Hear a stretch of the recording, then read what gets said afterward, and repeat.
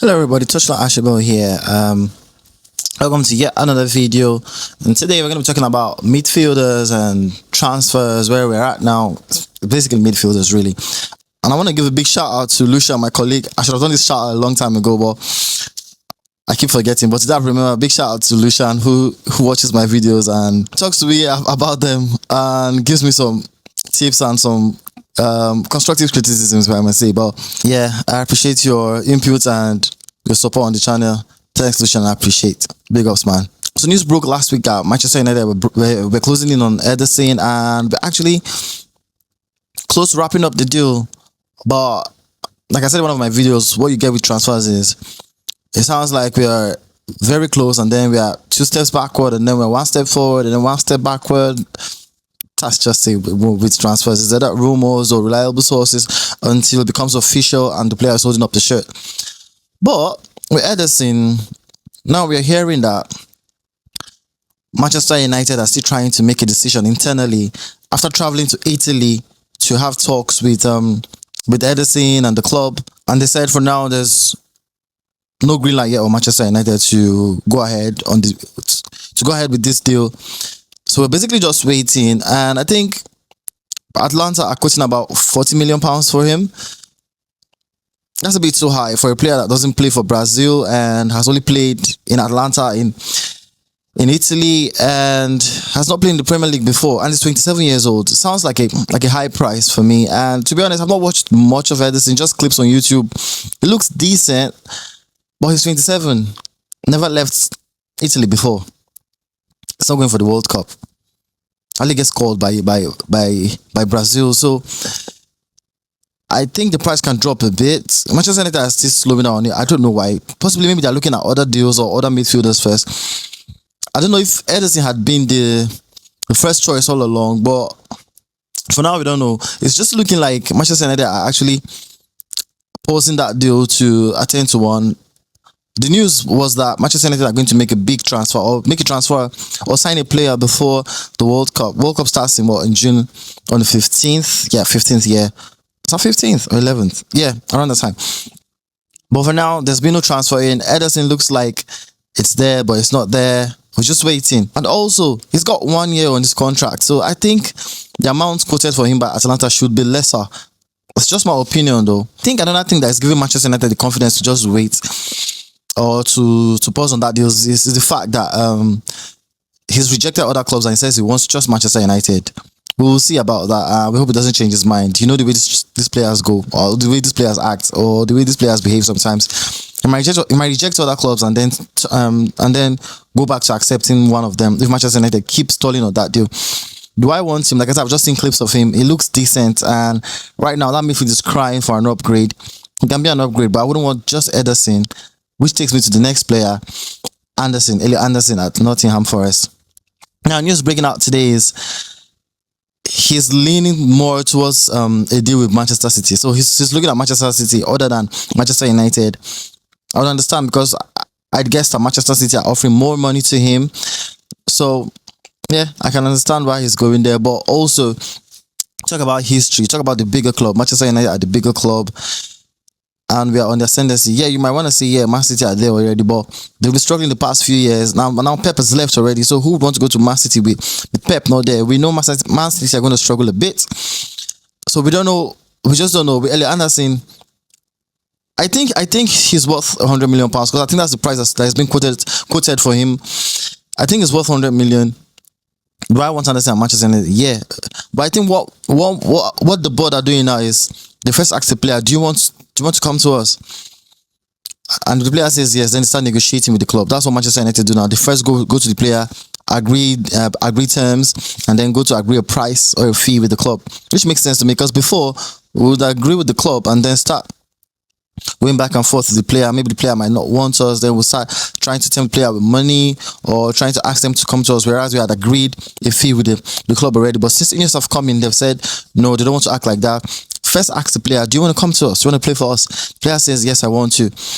And then, boom, it's an open goal. Well, not really an open goal, but then we go forward to agree terms with the player and then move forward to agree the fee with the club. So I feel like that makes sense to me because if you look at it last last summer, we had Mbomo, Konya, Sesko saying they wanted to come to us. So that also made it a bit easier. So let's see. But with Anderson, I'm hoping he doesn't go to Man City. It's looking like he might go there. But I'm just thinking, for the life of me, why would he want to go to Man City when Pep's no longer there? And he could actually win the league with Manchester United next season. But I'm just saying though, but he's going to be part of that team that is going to be eventually become that great team that's going to go on to win titles for Manchester United. I can just see it, and I hope it comes to us. But it looks like a saga that's going to take long because it's going to the World Cup. So it looks like that saga is going to take really long. Unless Manchester United just splash the cash, and it's going to be a bit somewhat hard, but we're going to see. And now I'm going to talk about Carlos Baleba.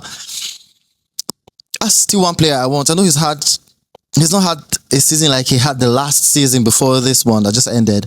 And so some people think he's not it, but I still stand on this hill that, and I maintain my stance that Baleba didn't just become a bad player overnight. I think something's wrong with him. Maybe his head's gone due to the fact that he was linked with Manchester and he was close to joining, but the fee from Brighton put us off. I think we should still get Baleba in. He's got Premier League experience, which is my fear with Ederson, and that's why I'm leaning more towards Elliott and Carlos Baleba, because they've played in the Premier League. And Carlos Baleba is not a bad player. He's still got years ahead of him. He's got 22 or 23, so he's still got a lot of years ahead of him to play for us and to play in the Premier League. And he's played in the league. He's used to the league. So we saw what signing players that Premier League proven did to us and how it helped our season last season. Konya, the likes of Konya and Mbemo's getting 11 goals, Konya getting 10 goals. Even Sesko, that hasn't Premier League proven, got 10 goals. 10 goals, I think. So we just have to go all out and sign Baleba and Elliot Anderson for me. Ederson can join later, but I want us to sign Premier League proven players because they seem to make a difference. Coming to the fact that they're used to the league and it doesn't seem new to them. They don't have to adapt to the climate, to the weather, to the players, to the environment. I still want to have Carlos Baleba in. I still think we should go for him. Press resistant, tenacious, strong, has a good tackle on him, has a good pass on him, long range pass on him as well. I think I want us to get Carlos Baleba. Next, I'm going to be talking about Sandro Tonali, because that's another name that's come up in the past few days. I've not heard anything about Adam Watson recently, but let me talk about Sandro Tonali first. So with Sandro Tonali now, being at Newcastle, I know Newcastle might be quoting about 80 to 100 million for him, and we don't know how much we've got to spend on transfers this summer. Sandro Tonali is another good player. I'm a bit worried about his injury record, but he's a very good player. Even before he came from AC Milan, obviously he was pushed out of AC Milan because of the financial crisis they were in at the time. Didn't want to come to Newcastle, but he's proven himself in the league. And I wouldn't mind having Sandro Tonali in as well. If I get Sandro Tonali, Anderson, and Baleba, I'll be happy. I mean, that's only a dream. You can't imagine. That's two players that are going to cost about 260 million. So that's not even possible. But if we're not getting Elliot Anderson, I would want to have Sandro Tonali in. Another very good player. And Newcastle are looking to sell. Plus, they're not in the Champions League. So we have to go all out and try to sign Sandro Tonali. And also, I'm hearing that he wants to come to Manchester United, even though Arsenal are in for him too. But I think he might want to come to Manchester United, and because he's worried about his playing time, if he's going to get playing time, and he's really not going to get that at Arsenal because they've got Zubimendi, Rice, a lot of other midfielders, Merino, Eze, Odegaard. There's another one I just can't remember right now, but they've got a lot of midfielders. Whereas Manchester United are looking for that number 6 that's going to be the mainstay in the team. We've got just Kobe Mainoo there, if you ask me, and Bruno Fernandes. And Kobe Mainoo can play the 10 sometimes if Bruno needs the rest or is injured. So if Sandro Tonali is looking at playing time, he just needs to come to Manchester United. I mean, there's a history about the betting and all that, but hey, he's still a very good player, and that happened in the past. I wouldn't mind having Sandro Tonali in. For Aurelien Tchouameni, I don't see us getting him because I think those are the kind of players that Mourinho likes, and Mourinho is going to be the head coach or the manager next season for Madrid. So I don't see him selling Aurelien Tchouameni. We can only just dream. I don't think so. And he was signed for what? Was it 80 million by Madrid? It was around 80 or 60 million. I can't remember. So it's not even going to be cheap to get. And that's another issue. He's not playing the Premier League before. He's going to need time to acclimatize. I feel like he's going to struggle a bit because it's a whole different ball game moving from Spain to England and playing in the Premier League. I don't know why I'm not really looking at Tchouaméni. I think we should just stick to the likes of Ederson, Baleba, Sandro Tonali, maybe Ederson, because it looks like Manchester United are really looking at Ederson. And also, one player that I've not mentioned, Adam Wharton, who has not been mentioned the past few days anymore.